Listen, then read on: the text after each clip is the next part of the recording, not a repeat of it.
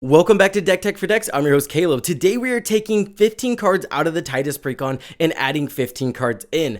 Additionally, I'm going to be going over the interactions we get whenever we add these 15 cards into our deck. It's important for me that you guys know that I know what I'm talking about, so to prove that, we're going to be going over some interactions, and that's just going to give you a better understanding of how the deck plays and how the deck is going to play once you add these 15 cards into your deck. So go ahead and pick up that free $15 whenever you click on that whatnot link in the description down below. Additionally, you guys can get 10% off all of your Tolarian library proxies whenever you use code DT4D. That's going to be pretty helpful with all of these super expensive Final Fantasy cards coming out. Now, let's get right into what Tidus does. Tidus is a 3CMC legendary creature, human warrior that's green, white, and blue, and says at the beginning of combat on your turn, you may move a counter from target creature you control onto a second target creature you control. It also says whenever one or more creatures you control with counters on them deal combat damage to a player, you may draw a card and proliferate. Do this only once per turn. Honestly, I don't think this needed to be limited to once per turn, but here it is, and we're going to go from there. The first thing that's really going to elevate this deck is Azuri. This is a 4CMC Phyrexian Elf Warrior that says whenever Azuri Stalker of Spheres enters the battlefield, you may pay 3 if you do proliferate twice. Whenever you proliferate, you get to draw a card. So once per turn, we're going to get to draw a card, and there's also a ton of proliferate already smacked into the deck, and we're going to be adding even more.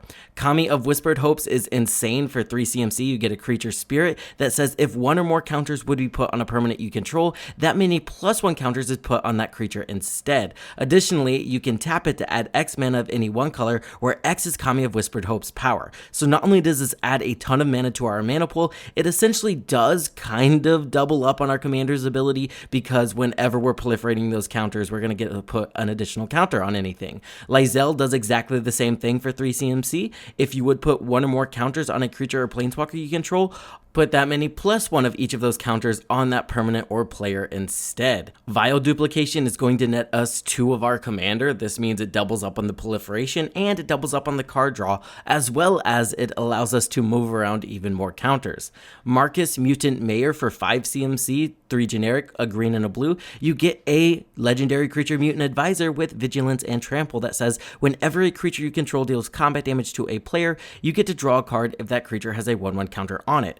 If it doesn't, you get to put a 1/1 counter on it. I like this here because if a creature doesn't have a 1/1 counter, it's going to get one, and it's going to kind of ensure our entire board has 1/1 counters on it, because really that's what we want here. We want to go wide, we want everything to have a 1/1 counter on it, and then as long as everything has a 1/1 counter on it, we're getting card advantage, so I'm a big fan of this card. Warden of the Grove is also going to be very good in this deck. For 3CMC, you get a creature Hydra that says at the beginning of your end step, put a 1/1 counter on this creature. It also says whenever a non-token creature enters the battlefield, it endures X, where X is the number of counters on this creature. Endure is put X 1/1 counters on this creature, or you can create an XX White Spirit creature token. So we can either use this to go wide or put a lot of 1/1 counters on the creature that entered the battlefield. Master Biommancer, kind of the same thing here. This guy's especially good because he has no ways to put counters on himself, but Tidus is going to take care of that for us. This is a 4CMC creature that says each other creature you control enters the battlefield with a number of 1/1 counters on it equal to Master Biomancer's power, and it's a mutant in addition to its other types. Notably, he's a 2/4, but that's not going to be for long. This guy's going to get massive quickly.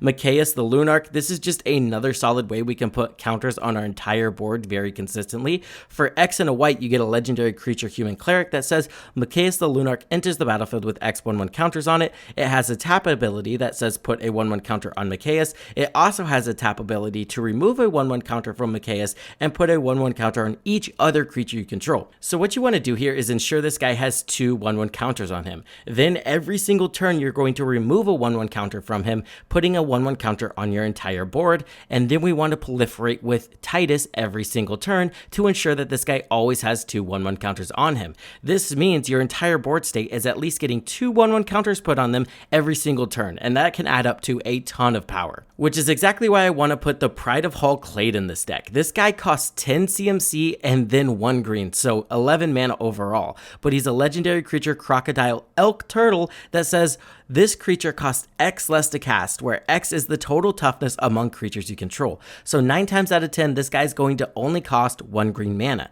Then he has Defender and an ability for 2 and then 2 blue, so 4 overall. Until end of turn, target creature you control gets +1 and gains whenever this creature deals combat damage to a player, draw cards equal to its toughness. You can attack as though it didn't have Defender. So we can just attack with a fairly large creature and draw cards equal to its power or toughness, because normally they're equal here, right? This guy's also a 2/15, so he's going to draw us a ton of cards. Not to mention there's already some unblockable tech in the deck, so this is just going to synergize with that perfectly. Dream Tidewell is super underrated in my opinion. For 3 CMC, 2 generic and a blue, you get a creature well with Vanishing. This creature enters the battlefield with 2 time counters on it. At the beginning of your upkeep, remove a time counter from it. When the last time counter is removed, you have to sacrifice it. Notably, Titus is going to be proliferating these time counters, so this guy's never going away. Additionally, he says, whenever a player casts their second spell each turn, you get to proliferate. So he's not even going away because people want to cast more than 1 spell per turn.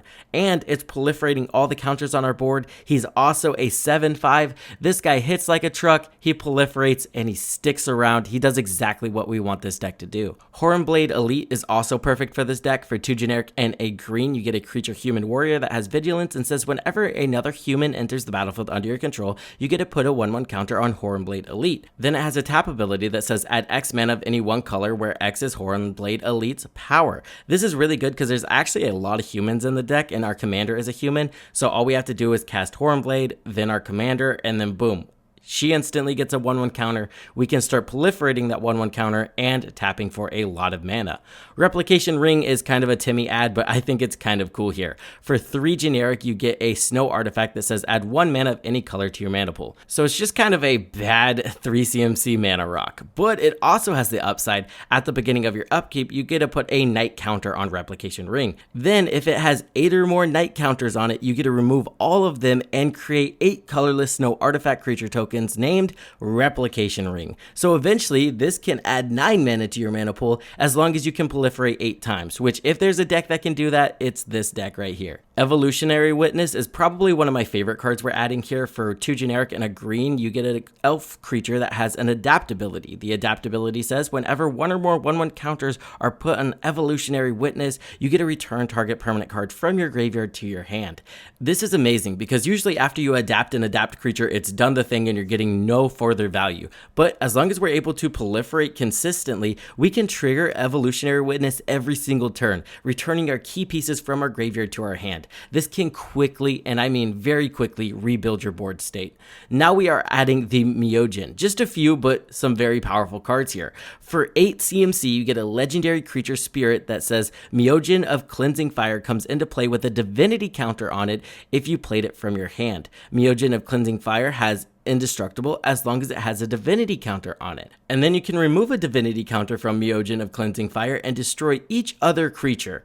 This is insane because we can kind of just proliferate a bunch of counters on Miojin of Cleansing Fire and then kind of just indefinitely wipe the board. What's also super powerful about this strategy in the deck is there's a couple cards in the deck that allow you to take every single counter that's gone off of a creature that's died and put it on a single creature. So if we wipe our entire board, move every single counter onto Miojin of Cleansing Fire, we can just beat the entire table to death and wipe the board while we're doing that. Miojin of Towering Might is also super powerful with the same strategy. It's 8 CMC, 5 generic, and then 3 green. That's not going to be hard to get to in this deck either, by the way, especially when we're adding Hormblade Elite and we're adding Kami of Whispered Hopes.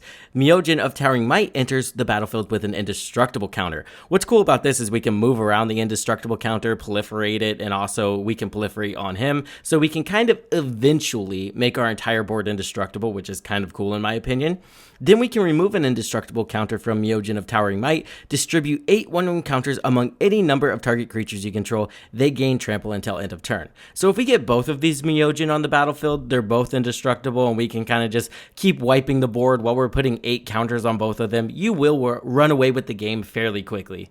Let me know if you guys want a fully fleshed out Titus deck tech where we really lean into the Miojin strategy here. I think it could be super fun. So again, let me know, like the video if you want that, and there's the upgrades, guys. I'll leave the deck list pinned in the comments down below.